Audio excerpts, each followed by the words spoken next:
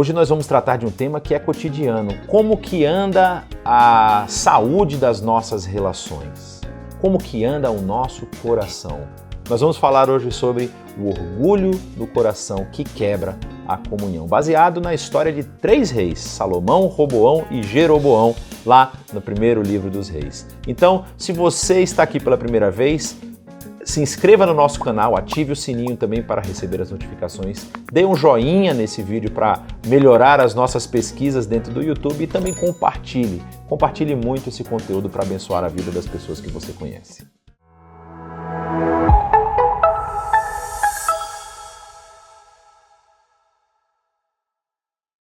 Seja muito bem-vindo a mais um momento de reflexão aqui na IBNU, nesse momento especial de celebração, de união, de pensamentos, de vontade, desejo de adorar ao Senhor de uma forma sincera, colocando no nosso coração aquilo que tem trazido alegria e muitas vezes até preocupação diante desse Deus que pode resolver e acalmar a nossa vida. E nesse período que nós estamos falando sobre a comunhão da igreja, eu acho muito interessante a gente pensar um pouco sobre a história da comunhão em Israel.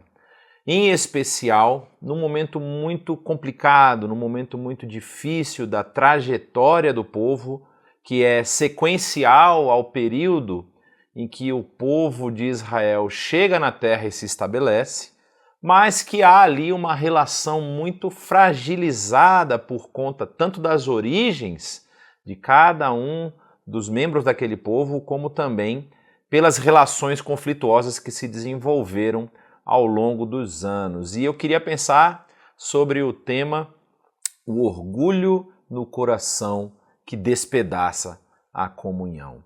E falando muito especificamente sobre esse despedaçar. Despedaçar do povo, despedaçar das relações, o despedaçar do reino.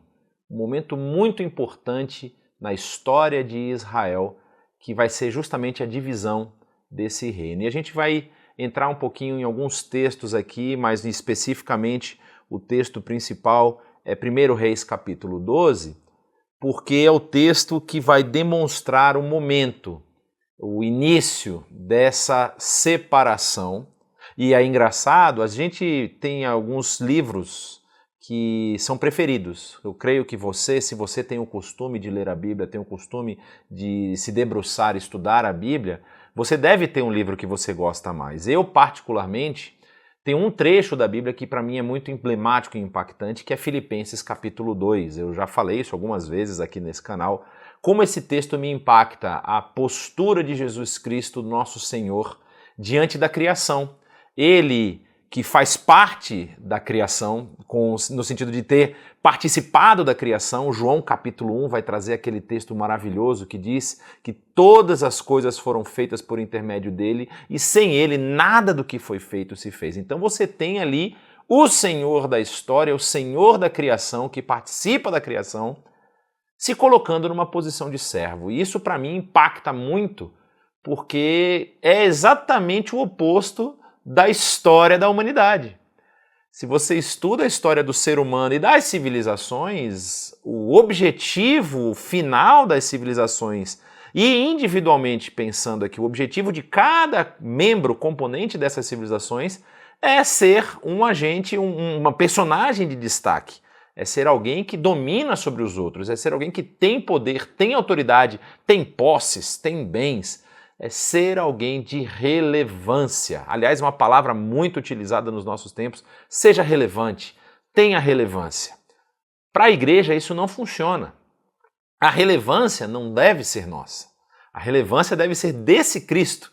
É Ele quem nós temos que apresentar, é Ele quem nós temos que introduzir as pessoas que cruzam, que passam no nosso caminho, para que elas possam entender quem é Ele, o que Ele fez e como isso nos coloca na nossa realidade, na nossa situação. Então, focando agora na história do povo de Israel, a gente vai ler o texto, mas a gente não vai ler diretamente 1 Reis capítulo 12. A gente vai começar com o capítulo anterior e tem um motivo muito claro para vocês entenderem isso. Porque Quando eu falo que o orgulho no coração, ele pode trazer uma divisão que tem desdobramentos muito pesados, severos para a história do povo, eu estava falando sobre os livros que a gente prefere, e eu queria dizer que muitas pessoas gostam de histórias, gostam de entender a história. Então, para muitos, o livro preferido é justamente o livro dos reis e o livro das crônicas. Os dois livros dos reis, né, primeiro e segundo reis e o primeiro e segundo crônicas,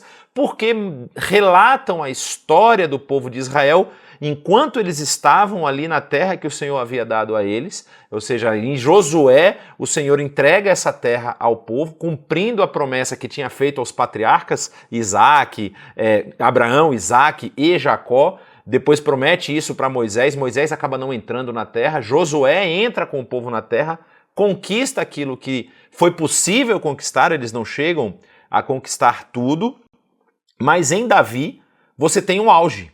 Você tem o auge dessa conquista, as vitórias militares de Davi chegam ao ponto de que no capítulo 7 do segundo livro de Samuel, vai dizer que Davi havia conquistado todos os territórios e Deus havia dado a ele paz com relação a todos os seus adversários. Todos os inimigos em volta de Davi estavam sem condições de atacar Israel. E o povo ali, a nação de Israel que estava dominando, chega ao seu auge territorial, seu máximo de ocupação territorial. Logo depois de Davi, seu filho, aliás, o final da vida de Davi também é conturbado, né? Tem um filho que tenta usurpar o trono e por conta da intervenção da mãe de Salomão, Batseba, ela vai ao rei e diz que o rei havia prometido que o filho dela seria rei. E Davi consegue ali juntar os seus líderes, os seus principais generais e também o sacerdote Zadok e unge Salomão o rei. E Salomão é talvez uma das figuras mais famosas depois de Davi. Depois de Davi, Salomão vai estender a relevância desse reino a lugares muitas vezes nem imaginados. O texto vai dizer que ele tinha relações com povos de toda a humanidade ali daquele momento, daquele mundo que havia, né? Os grandes impérios e reinos mandavam os seus líderes, os seus sábios, para irem à corte de Salomão para aprender com a sabedoria de Salomão. E quando a gente entende essa história, o impacto que isso vai gerar, tanto em Israel, na nação de Israel, como na humanidade da época, você tem registros bíblicos que apontam para essa sabedoria.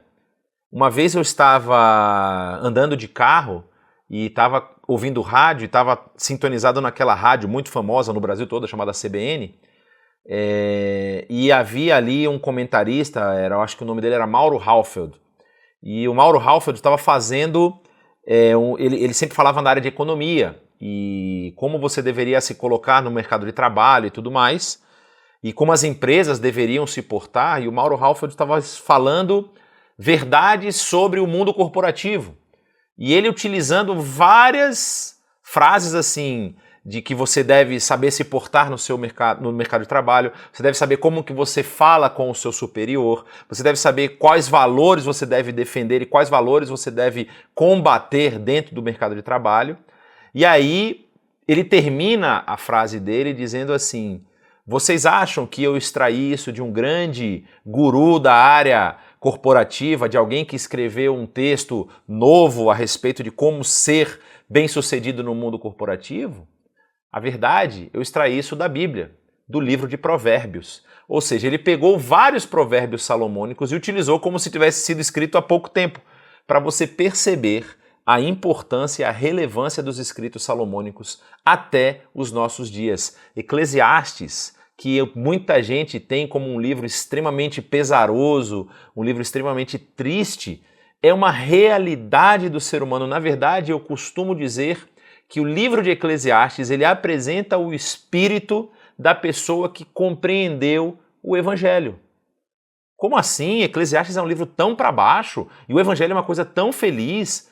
Na verdade, se você perceber e estudar bem a história, a estrutura, a poesia de Eclesiastes, você vai ver que aquilo ali é o debruçar, o derramar de um coração que percebeu que todas as coisas que nós fazemos enquanto estamos aqui nessa existência têm o seu valor limitado. As únicas coisas que têm valor eterno são aquelas que nós fazemos com o nosso Criador. Observarmos os seus preceitos, amá-lo de todo o nosso coração e seguir aquilo que ele nos deixou para seguir. E eu estou falando de Salomão. Qual é o problema? A história narrada no livro dos Reis apresenta um Salomão que cai no final da sua trajetória.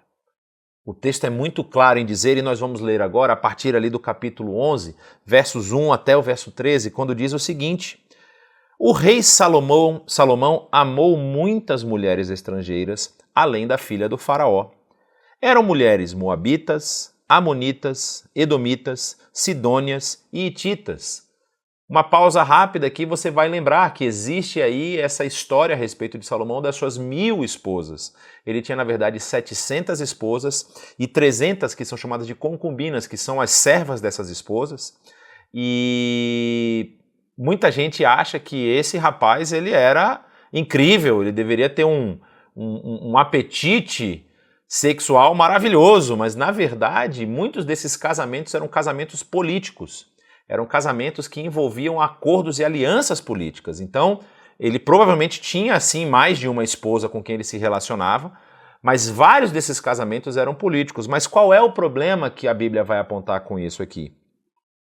Elas eram das nações a respeito das quais o Senhor tinha dito aos israelitas: vocês não poderão tomar mulheres dentre essas nações, porque elas os farão desviar-se para seguir os seus deuses. No entanto, Salomão apegou-se amorosamente a elas. Casou-se com 700 princesas e 300 concubinas, e as suas mulheres o levaram a desviar-se. À medida que Salomão foi envelhecendo, suas mulheres o introduziram a voltar-se para outros deuses, e o seu coração já não era totalmente dedicado ao Senhor, o seu Deus, como fora o coração do seu pai Davi. Davi não está livre de críticas no texto bíblico. Aliás, o final do livro de Samuel mostra 2 críticas pesadas ao rei Davi. Mas o que o livro sempre vai apontar é isso aqui. Davi nunca se desviou do relacionamento que ele tinha com o seu Deus. Então, quando a gente fala de comunhão, a gente começa por esse tema. Como tem sido a nossa comunhão com o nosso Deus? Quais valores eu tenho colocado na minha vida que podem atrapalhar a minha comunhão? Que podem me trazer problemas nesse relacionamento com Deus, que podem me fazer desviar do meu caminho. Aqui ele fala muito claramente, né, o texto em hebraico é até interessante, mas a tradução ficou muito boa, diz que ele se apegou amorosamente a uma delas. O que tem levado o meu coração a se apegar amorosamente? São outras mulheres, para o caso dos homens, né? São outros homens no caso das mulheres, são coisas, são elementos, são status sociais, são referências, são posições. O que tem feito meu coração se apegar amorosamente? E Davi, como exemplo contrário ao seu filho Salomão, nunca deixou que nada disso tomasse o primeiro lugar do seu coração, mas Salomão fez isso.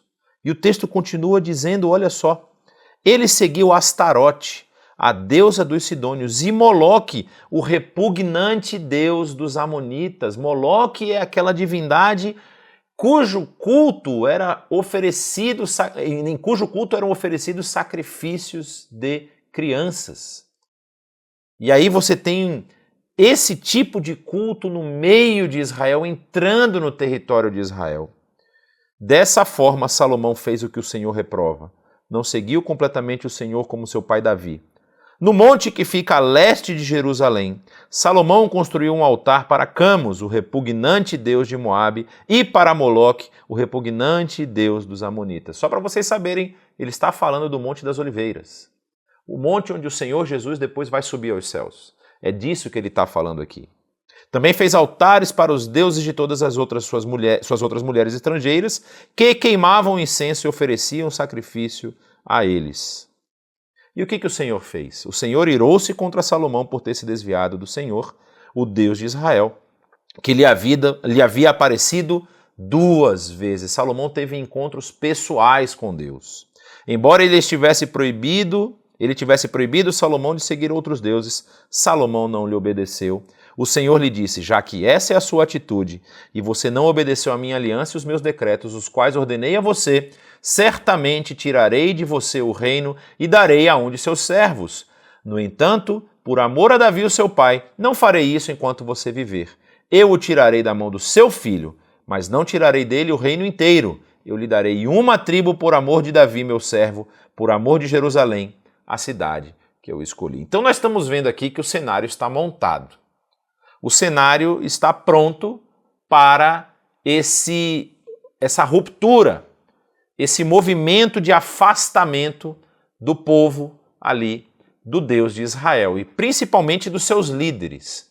Aqui é um recado muito importante para você que talvez está numa comunidade de fé, está em liderança, está numa posição de liderança. Muito cuidado onde o seu coração vai se escorar. Tenha muito cuidado em colocar coisas que atrapalhem o seu relacionamento com Deus.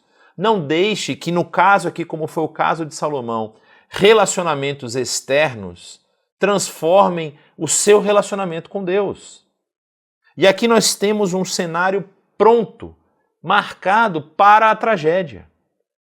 Deus havia aparecido a Salomão 2 vezes. Não há nenhum relato de que Deus apareceu a Davi. Olha que coisa interessante. Não há nenhum relato em que Davi tenha se encontrado diretamente com Deus. E o coração de Davi estava completamente tomado por seu amor a esse Deus que o sustentava e que o conduzia. Salomão tem esse relato que nós vemos aqui. E aqui há uma informação muito interessante, porque a primeira vez que Deus aparece a Salomão, ele fala com ele: pede-me qualquer coisa que eu te darei. Você quer todos os reinos do mundo? Você quer todas as riquezas do mundo? O que você quiser? Qualquer coisa. O que você quiser, eu vou te dar. E Salomão pede sabedoria. E Deus fala para ele: já que você pediu sabedoria, e você não pediu riquezas, nem bens, nem propriedades, nem reinos, nem nada, você vai ter a sabedoria e também os reinos, as propriedades, o dinheiro, os recursos, eu vou dar para você porque você demonstrou fidelidade ao Senhor. Só que no final da vida dele, ele comete esse tipo de erro. Então, qual é o grande problema aqui? O grande problema é que essa contaminação não fica apenas na liderança.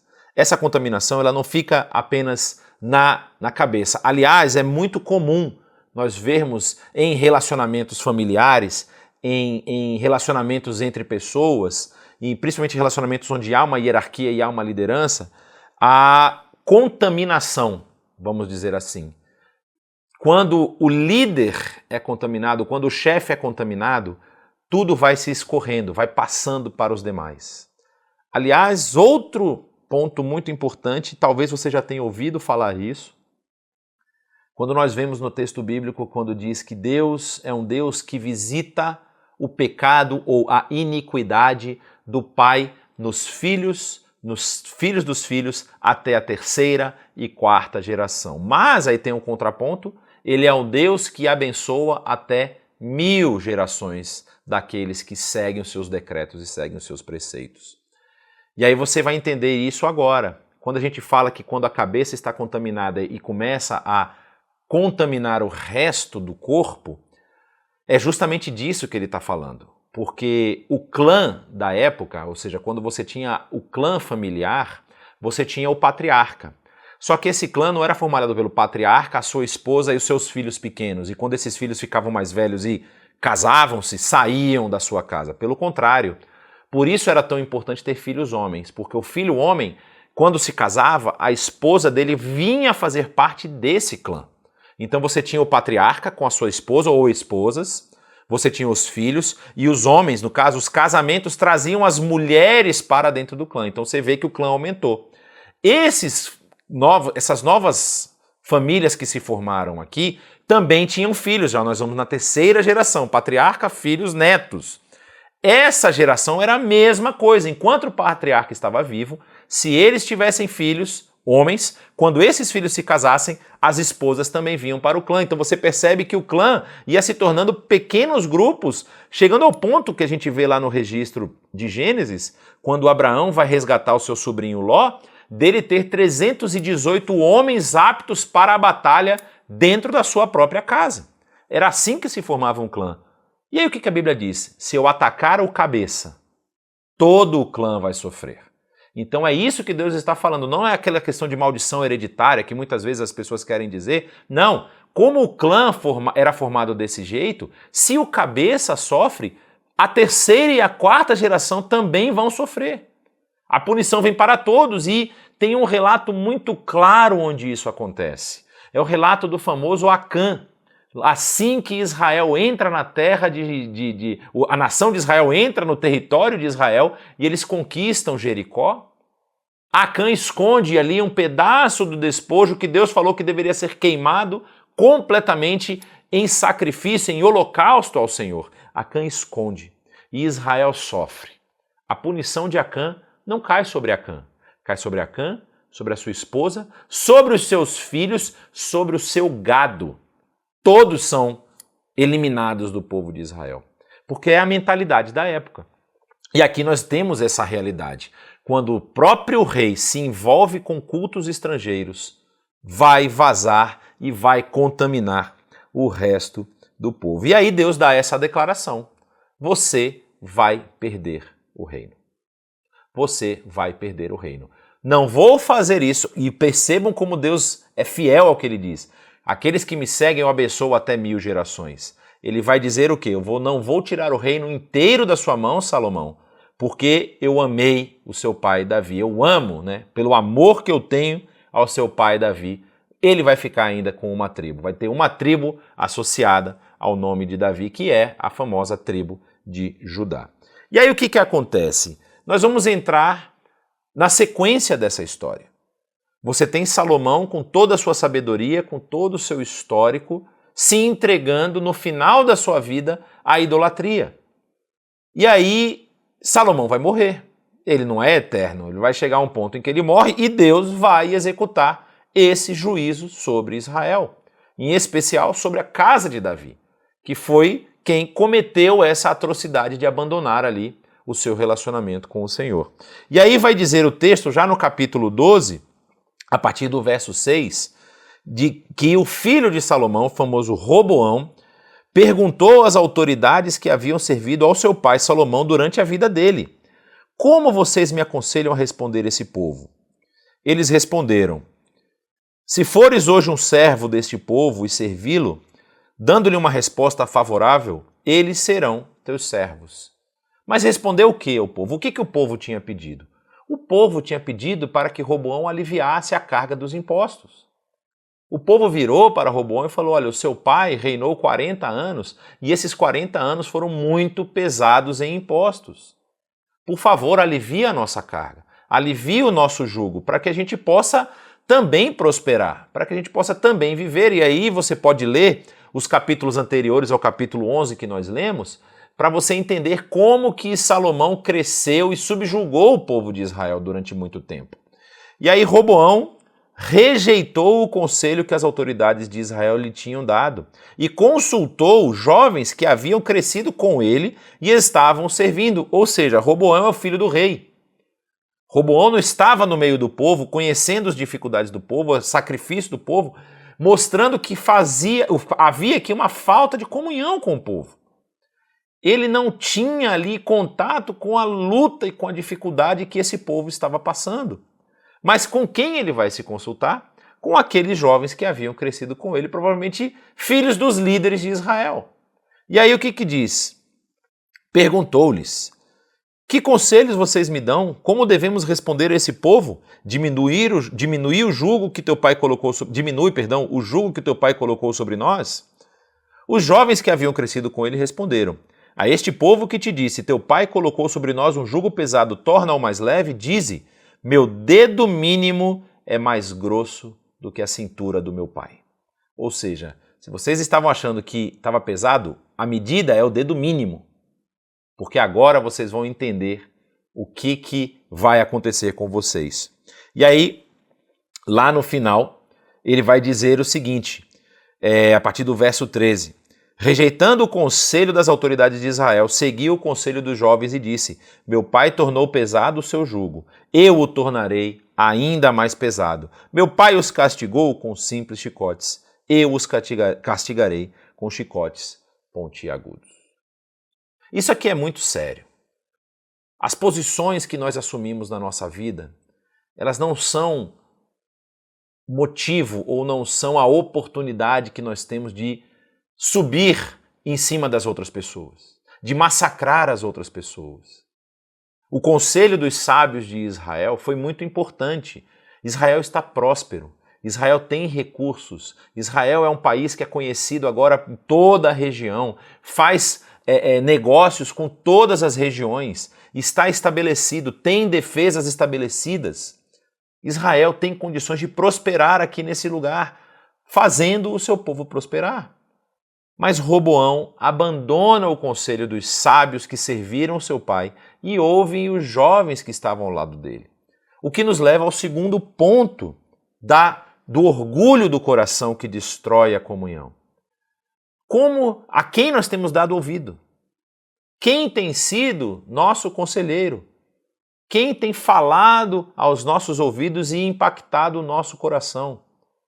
Isso vale não apenas para amizades, para pessoas que estão ao nosso redor, mas quem nós temos ouvido, por exemplo, dentro do ambiente teológico? Quem nós temos buscado compreender textos bíblicos? A quem nós temos recorrido?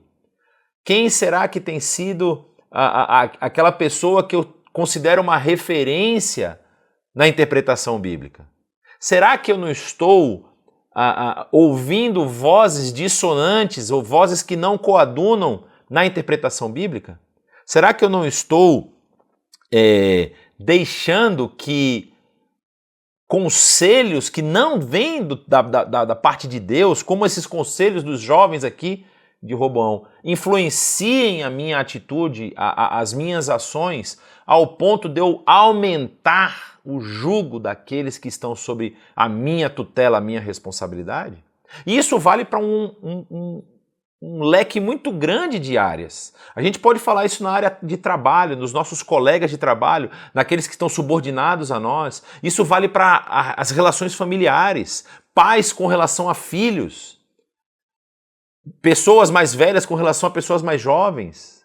Como que eu tenho desenvolvido os relacionamentos? Como que eu tenho desenvolvido as minhas ações de comunhão? Eu tenho sentido a dor do outro, eu tenho visto a luta do outro, eu tenho buscado ser um sustentáculo, um anteparo de auxílio para a luta do outro?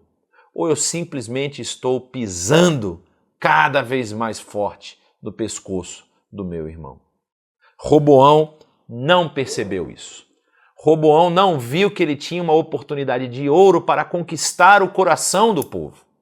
E muitas vezes a gente perde essas oportunidades. A gente perde esses momentos porque o nosso orgulho não nos deixa enxergar a dor e a luta do outro. Roboão aqui estava querendo estabelecer um novo paradigma. Roboão estava dizendo assim: esqueçam meu pai, agora quem manda sou eu. E a gente pode incorrer no mesmo erro quando nós não olhamos o coração do nosso irmão, não olhamos a dor do nosso irmão, nós não desenvolvemos laços de comunhão com ele e os vemos apenas como servos, como escravos da nossa própria vontade. É muito provável que Roboão, sendo criado do jeito que ele foi, sendo colocado, tendo à disposição todas as coisas que ele teve na época do seu crescimento, ele possa ter ali imaginado, bom, se o jugo que meu pai colocou sobre o povo fez com que o reino chegasse nessa magnitude, se eu aumentar o jugo, nós vamos ser um império. Nós vamos conquistar as outras nações, nós vamos expandir. Talvez isso estava na cabeça dele. Porque foi assim que outros impérios se estabeleceram. Não é? Nós conhecemos a história, por exemplo, do Egito, que tinha lá os seus escravos. Logo depois aqui vão surgir os assírios com muita força e poderio militar, que subjugavam também as outras nações. Depois dos assírios, os babilônios. Depois dos babilônios vêm os persas, os medo-persas, né? A Média e a Pérsia se juntando ali num império vastíssimo que vai pegar desde lá das montanhas dos Montes Zagros, que é divisa com a Índia, vai invadir toda a península da Anatólia, onde é hoje a Turquia, e vai bater na porta dos gregos lá, querendo atravessar, e vão perder, vão acabar sendo conquistados pelos gregos, mas do lado de cá vão dominar toda a parte do Levante até o Egito. Depois disso vem o Império Grego, depois vem o Império Romano, sempre subjugando os outros povos. Mas a nação de Israel foi chamada para ser diferente. O povo de Israel foi chamado para ser diferente. E Roboão não percebeu isso. Roboão viu o crescimento, a expansão, o domínio como um alvo, como um objetivo em si mesmo.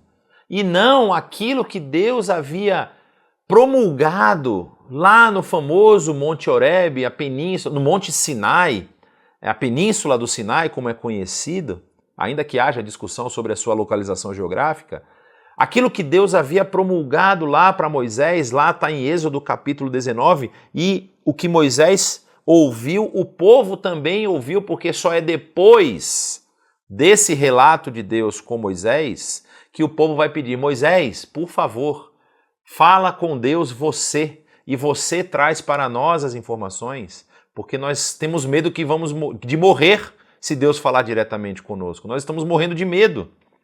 E o que Deus falou naquela oportunidade para o povo? Se vocês seguirem os meus preceitos, se vocês obedecerem os meus estatutos, vocês serão para mim um tesouro pessoal e uma nação de sacerdotes. O ponto é esse. Roboão não havia compreendido que a função de Israel no mundo era ser um reino de sacerdotes que levava todas as outras nações ao conhecimento do Deus Criador, do Deus Resgatador e ao conhecimento da sua graça, que estava sendo derramada em favor de Israel e seria derramada em favor de toda a humanidade. Roboão não viu isso. E assim como seu pai se afastou do relacionamento de Deus, ele se afasta do relacionamento com os seus próprios concidadãos, com seus irmãos que estavam ali pedindo um alívio da carga. Qual a consequência? O próprio texto vai nos dizer isso. Olha o que diz ali a partir do verso 16. Quando todo Israel viu que o rei se recusava a ouvi-los, respondeu ao rei: que temos em comum com Davi? Que temos em comum com o filho de Jessé? Partam para as suas tendas, ó Israel. Cuide da sua própria casa, ó Davi. E assim os israelitas foram para as suas casas. Quanto, porém, aos israelitas que moravam nas cidades de Judá, Roboão continuou como o rei deles. O rei enviou Adonirão, o rei Roboão enviou Adonirão, chefe do trabalho forçado, mas todo Israel apedrejou até a morte. Olhe só, o resultado foi a morte. O rei, contudo, conseguiu subir em uma carruagem e fugir para Jerusalém. Dessa forma, Israel se rebelou contra a dinastia de Davi e assim permanece até hoje. Quando todos os israelitas souberam que Jeroboão tinha voltado, mandaram chamá-lo para a reunião da comunidade e o fizeram rei sobre todo Israel. Somente a tribo de Judá permaneceu leal à dinastia de Davi. É muito triste o que nós vemos aqui. Uma nação que surgiu de uma promessa. Uma nação que surgiu de um cumprimento de um estatuto de Deus para com seus patriarcas, Abraão, Isaque e Jacó. Uma nação que entra no território que Deus havia prometido. Unida, conquista os territórios que Deus havia mandado conquistar. Uma nação que se esquece quem é o Deus que os tirou do Egito e que os entregou à terra. Quando nós perdemos os enlaces de comunhão, quando nós perdemos a relação interpessoal, nós corremos um sério risco de perder a relação com o nosso próprio Criador. É por isso que o orgulho ele tem esse poder destruidor tão forte e tão complicado. Quando o nosso coração está tomado de orgulho, quando nós não conseguimos enxergar o outro como também o alvo da graça de Deus, o alvo do seu amor, enxergamos apenas números, enxergamos apenas possibilidades de lucro, de benefício próprio. Quando nós rompemos os relacionamentos de comunhão, nós também estamos nos afastando do relacionamento com o nosso próprio Deus. E aí você pode pensar, poxa, Deus é vingativo. Deus permitiu que eles se enveredassem por esse caminho e aí depois ele pune Israel de uma forma tão cruel, levando à morte aqui de uma pessoa, e na história que nós vamos ver na sequência do livro dos reis, que é repetida no livro das crônicas, várias outras mortes vão acontecer. Como Deus é vingativo? Deus viu que o povo se afastou dele e deixou eles ao seu próprio caso, e cada um que cuidasse da sua própria vida. Não, não é isso. Deus permitiu que essas coisas acontecessem para que o povo se voltasse a ele, para que o povo percebesse o desespero que eles estavam entrando e que o povo entendesse que esse Deus não tolerava a idolatria que Salomão havia cometido. Mas o povo nem quis saber. O povo quis seguir os seus próprios caminhos e colocou Jeroboão como rei daqueles que se rebelaram contra Israel. Qual foi a consequência disso? A consequência vai vir a respeito do que acontece no Reino do Norte. A gente vai ter dois reinos, um reino chamado de Israel, que vai ser o reino da maioria, os reinos dos filhos de Israel, que era o famoso Levi, né? Jacó, desculpa. Jacó, que vai receber o nome de Israel, e como a maioria filha de Jacó vai obter esse nome, e como vocês viram aqui no texto, somente Judá, a tribo de Judá, vai permanecer ali fiel a Roboão e a casa de Davi. E aí essa estrutura nova que se divide, o Reino do Norte e o Reino do Sul, ainda tinha uma questão. O povo ainda havia dentro do povo aqueles que queriam adorar o Senhor que os tirou do Egito.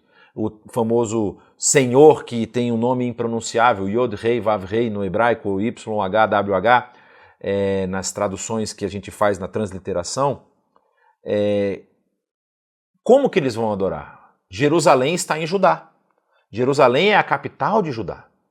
E aí o que acontece? Jeroboão, não tendo também uma relação de comunhão com esse Deus, Jeroboão vira assim e fala, se eu for deixar esse povo descer a Jerusalém, pode ser que vendo o reino que está estabelecido lá, eles se afeiçoem do reino e queiram voltar a servir o reino de Judá. Então o que eu vou fazer? Eu vou fazer uma estratégia. Olha o que está dizendo aqui no final do capítulo 12 que nós lemos. A partir do verso 25 diz que Jeroboão fortificou Siquém nos montes de Efraim, onde ele passou a morar. Ele fez um palácio. Lembra que havia um palácio de Davi na cidade de Davi, onde Salomão reformou, fez um incrível pórtico com vários cedros do Líbano e fez uma reforma também, no caso na construção também do templo ali no Monte Moriá. Ele vai para os montes de Efraim, em Siquém, e faz uma fortaleza e passa a morar lá, Jeroboão.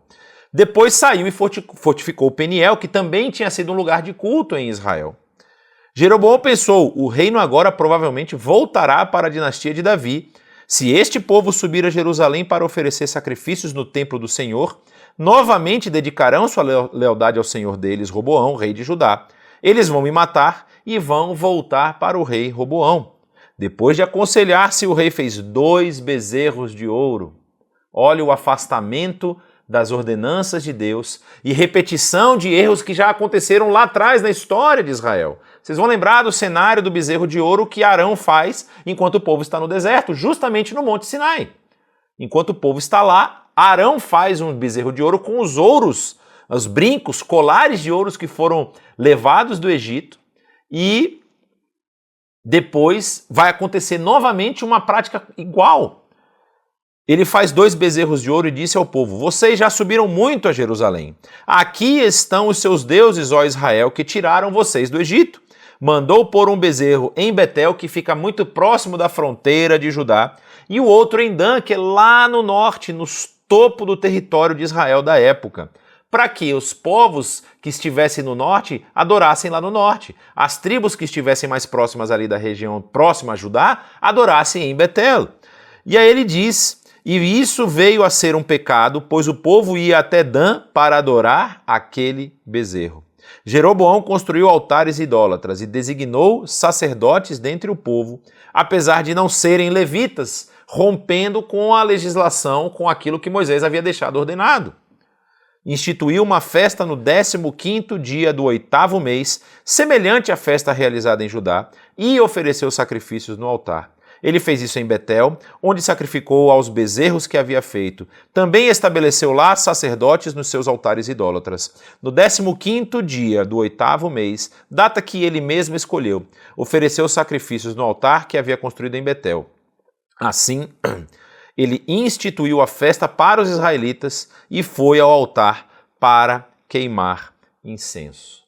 Muitas vezes a ação que nós vamos tomar para defender o nosso orgulho, ela é fruto do medo. Aqui o texto vai apresentar isso claramente. Roboão poderia voltar a ser o rei de todo Israel, então Jeroboão pensa: se eu permitir que eles desçam a Jerusalém, eles vão voltar a adorar o rei, a servir o rei Roboão, e vão me matar.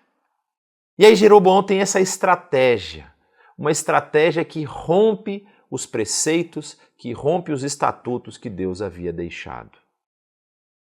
Quando nós não andamos em comunhão com o nosso Deus e com os nossos irmãos, todas as nossas ações são maculadas.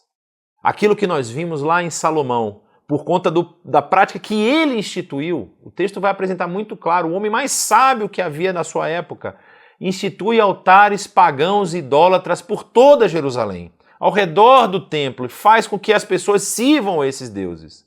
O seu filho Roboão não rompe com isso.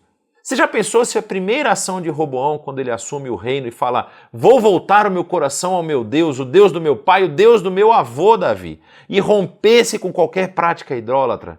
Com certeza ele também enxergaria o outro como aquele a quem Deus ama, aquele a quem ele deve amar. E ele serviria os seus irmãos naquele momento. Mas a prática de Roboão não apenas rompeu o relacionamento com as outras tribos que se afastam e vão criar agora esse reino chamado Reino de Israel, enquanto ele vai ficar ali com o reino denominado Reino de Judá, como também a liderança estabelecida em Israel aumentou a prática idólatra. É tão interessante isso que na história dos reis, tanto do Reino do Norte, o Reino de Israel, como do Reino do Sul, o Reino de Judá, você vai ter dois paradigmas que se repetem o tempo todo na narrativa das histórias individuais. É sempre assim: reinou de tal idade a tal idade e fez o que o Senhor reprova de acordo com os feitos de Jeroboão. Ou então fez o que o Senhor aprova de acordo com os feitos de Davi. Eles se tornam os dois paradigmas de reino. O rei que Deus aceita, o rei que Deus aprova, o reino davídico, e o rei que Deus rejeita, que é o reino de Jeroboão. A comunhão, ela tem um poder enorme de reforçar o nosso amor e o nosso relacionamento com o nosso Deus. À medida que nós desenvolvemos um relacionamento saudável com o nosso Deus, nós também conseguimos derramar desse relacionamento com o outro. Mas a consequência de um relacionamento quebrado com as pessoas é um relacionamento quebrado com o nosso Deus. Não há a possibilidade de desenvolver uma adoração genuína e sincera com o Deus que nos salvou, se eu rejeito uma relação genuína e sincera com as pessoas que estão ao meu redor. Por isso, nós não podemos deixar que o orgulho tome o nosso coração. Nós precisamos quebrar esse orgulho diante do nosso Deus. Nós precisamos quebrar esse orgulho baseado no primeiro texto que eu mencionei aqui, que é Filipenses. Como que eu posso ter orgulho de qualquer coisa que eu pense que eu sou ou que eu pense que eu posso fazer? Quando o Senhor da história e da glória, que participa ativamente da criação do universo, se coloca em forma de homem, e não apenas em forma de homem, em forma de servo, sofrendo uma morte, a pior morte da sua época. O Senhor da glória foi servir. Quem sou eu para me orgulhar de qualquer coisa? Que nos nossos relacionamentos de comunhão a gente quebre o nosso orgulho. A gente quebre aquilo que nos amarra a uma autoimagem exagerada, exacerbada, achando que eu domino e posso conquistar todas as coisas. Se nós olharmos a história desses 3 reis, talvez Salomão pensou isso. Eu sou tão sábio, tão inteligente que eu posso fazer qualquer coisa, eu vou me safar, eu vou me dar bem em qualquer circunstância. E Deus mostrou para ele, quem continua mandando sou eu. Por conta do que você fez, o reino será dividido. Não será na sua geração porque eu amei o seu pai, vai ser na geração do seu filho. E Deus ainda promete para o povo, quando vocês deixarem de cumprir os meus estatutos, vocês vão perder a terra. Os 2 reinos se encerraram por conta disso. Não deixe que você seja um agente de punição, de transformação negativa na vida das pessoas. Transforme o seu coração orgulhoso num coração amoroso, num coração que ama a pessoa que está do seu lado, que quer ver o bem dela, que quer servi-la, que quer diminuir o jugo sobre ela.